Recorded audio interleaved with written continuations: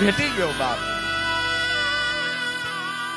થોડીક વાર ઉભી છે દીકરી, પછી કહે છે બાપુજી અહીં નીકળ્યા ને ખાલી મળવું. એને ઉતાવળ છે, ગાડી મારે ઈ આવ્યો છે.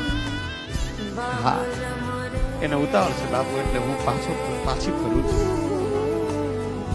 આવજો બેટા, મારી ચિંતા ન કરતી હો બેટા.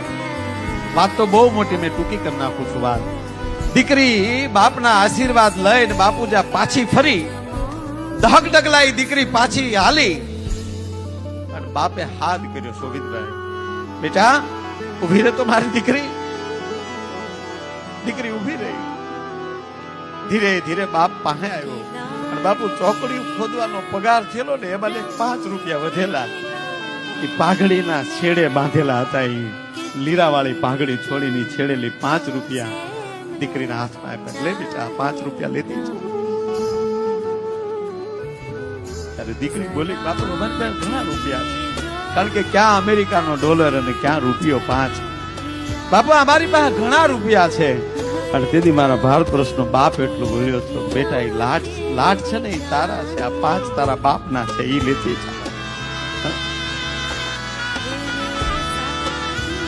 અને એટલે દાદ યાદ આવે.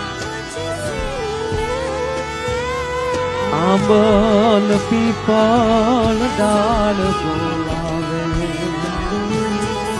દીકરીને વળાવીને બાપ ઉભો છે કે એકવાર જો દીકરી મારી સામું જોઈ લે, છેલ્લી વાર દીકરીનું મોઢું જોઈ લઉં. અને દીકરીને બાપુ એમ છે કે હવે જો મારા બાપ સામું જોઈ તો મારા બાપને સાનો કોણ રાખશે. દીકરી સામું જોતી નથી, ગાડું હાલ્યું જાય છે. પછી બાપ એમ કે મારી સામું ન જોતો કાંઈ નહીં, પણ જે ગામના જાપે આંબલી ને પીપળી રમી એની જે ઝાડ ઉભા છે એ ડાળું તો જો એ બેટા ઝૂકી ગઈ. પણ બાપુ ગામડામાં હકીકત દીકરી હારે જાતી હોય ત્યારે પવન થંભી જાય, ડાળું ઝૂકી જાય. અરે છોડો, છેલ્લે દીકરીનો બાપ મળવા જાય ને એ ચિત્ર કોઈ ન જોઈ શકે. એ તો જેને જેનું વળાવ્યું હોય એને ખબર હોય.